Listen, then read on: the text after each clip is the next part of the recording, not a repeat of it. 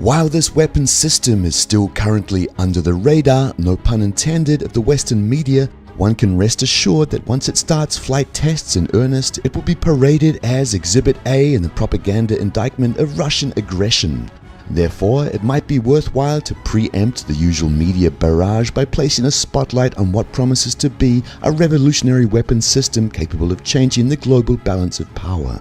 The Damit missile is classified as a so-called heavy ICBM. In accordance with START treaties, that designation is applied to weapons with intercontinental range and launch weight in excess of 100 metric tons. It is not the first such weapon to earn this designation. The earlier R-36 series Voyevoda ICBM, dubbed by NATO as the SS-18 Satan, also belonged to that category and likewise was the target of a focused propaganda campaign. Why else would it be assigned a codename like that? USSR was not the only country to deploy such weapons. US strategic forces used Titan ICBMs for several decades. The controversy associated with heavy ICBMs naturally begs the question, why bother with such weapons? What missions are they intended to accomplish? In the Russian case, at any rate, heavy ICBMs play a specific role. They are the spear tip of strategic nuclear deterrence. Their ability to destroy heavily defended or protected targets, included by anti-ballistic missile systems, guarantees the rest of the deterrent force remains viable. Although the R-36 spent most of its service life under the ABM treaty regime, one has to keep in mind that it was designed with the assumption the US would have widely developed ABM systems, and moreover Soviet heavy ICBMs were part of the reason the US realized in the early 1970s that the Soviet missile capabilities were sufficient to render any US defensive system irrelevant. A single R-36 represented, after all, a 10-warhead rapid-fire volley that no ABM system at the time could hope to counter. It's the realization that ABM systems would be costly, destabilizing, and in the end useless that gave us the doctrine of mutually assured destruction in its mature form.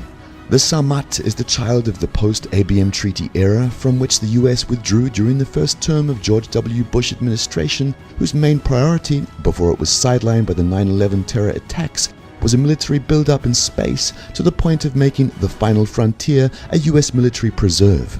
A Samat's function is as much political as it is military, as it is intended to send the message that, in the final account, the US is better off sitting down behind the negotiating table in order to create a new multilateral framework of collective security than pursuing impossible dreams of unilateral full-spectrum dominance.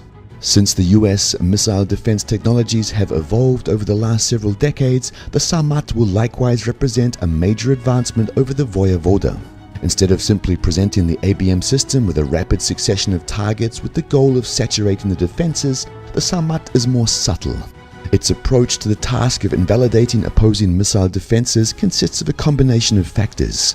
They include the ability to employ multiple trajectories, not only the standard route over the North Pole to the North American continent thanks to the missile's powerful engines and ample fuel load, which account for the bulk of the missile's estimated 170 tons. It can also employ suborbital trajectories which greatly reduce flight and therefore also reaction time. Its 10-ton payload will include hypersonic aerodynamic vehicles which are considerably harder to intercept, in addition to standard warheads and, naturally, decoys. Last but not least, in order to ensure its survivability, its launch preparation time will be only 1 minute, greatly reducing the likelihood of it being caught on the ground by an enemy first strike. The Samat is a high-priority weapon system whose time load has not suffered significant delays. Its initial testing is scheduled to begin later in 2016, with service entry scheduled by not later than the end of 2018, and with all the R-36M missiles still in service being replaced by 2020. The initial free world reaction will likely be the usual barrage of propaganda which inevitably follows every Russian international initiative, though, as in the 1970s, it will be followed by a more constructive Western response that will help restore a sense of global security and stability.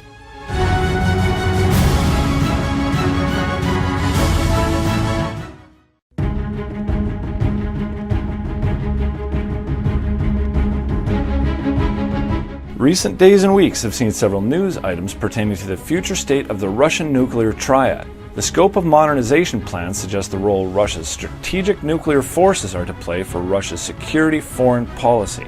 The scale of Russian strategic nuclear modernization is impressive.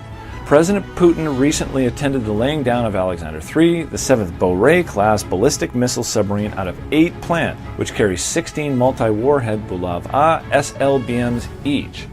3 of these ships are already in service, and the whole series is to become operational by 2020. It was also announced that the first Pakta heavy bomber flight is to take place in 2020, with the aircraft becoming operational by 2025. In the interim, Russia's long-range aviation will receive several squadrons of 2 160 M2 bombers, whose production is expected to resume in the upcoming years.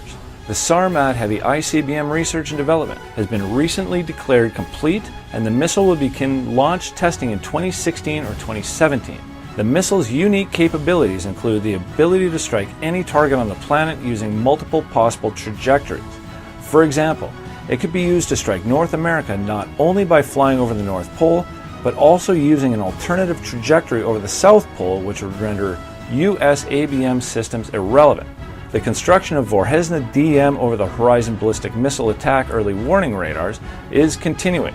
Finally, the Russian General Staff announced the development of a system allowing strategic ballistic missiles to be retargeted following launch, which thus far was impossible to do because once the target selection was completed prior to launch, there was no way to alter it after the missile was in flight.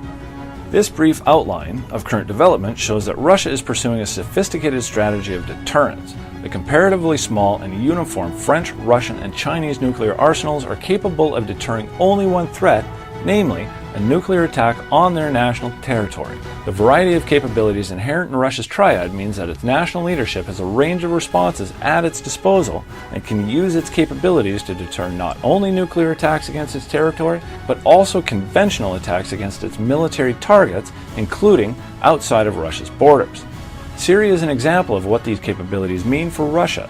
It is no accident that Putin's request to raise the strategic nuclear force readiness level to 95% came when he instructed the General Staff to destroy any potential threat to Russian aircraft or ground facilities in Syria. The Russian military presence in Syria is not large enough to guarantee survival against a concerted NATO attack. 50 aircraft located at a single airbase, even one protected by the S-400, are still vulnerable due to their exposed location and lack of strategic depth. Russian conventional forces could not easily come to Khmeimim's aid in the event of it being attacked by NATO forces. What makes Khmeimim secure from attack is the credible and flexible deterrence posture.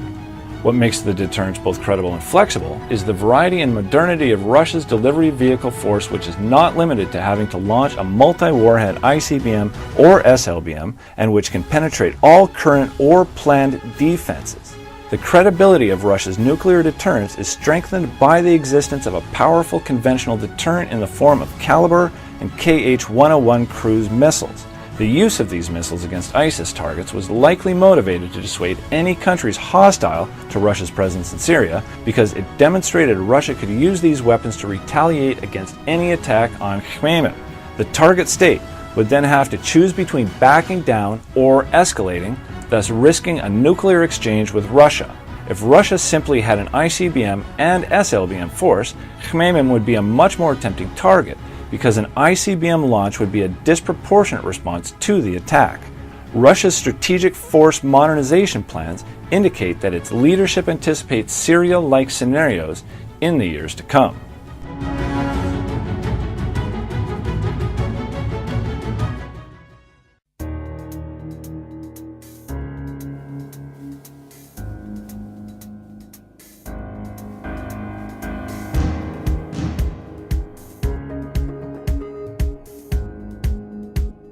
The Shanghai Cooperation Organization's Head of State Summit took place at Tashkent in June 2016.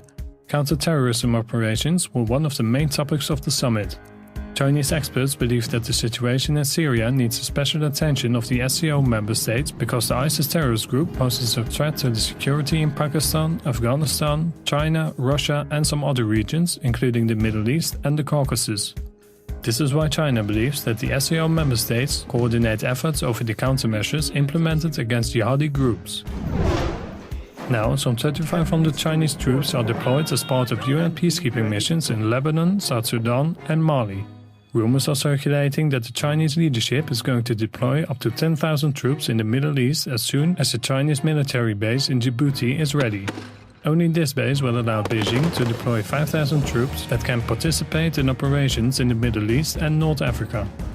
In this case, it becomes clear why China pushed the counter-terrorism agenda at the recent SCO summit. Furthermore, if Iran joins the SCO, China could get access to logistics centers there. Modern counter-terrorism operations are de facto common military operations with full-scale usage of artillery, military equipment, missiles and warplanes. This is why China needs as much logistics centers as it can get access to if it wants to participate in the operations in the region. In other words, Beijing is preparing to project its military power in the Middle East.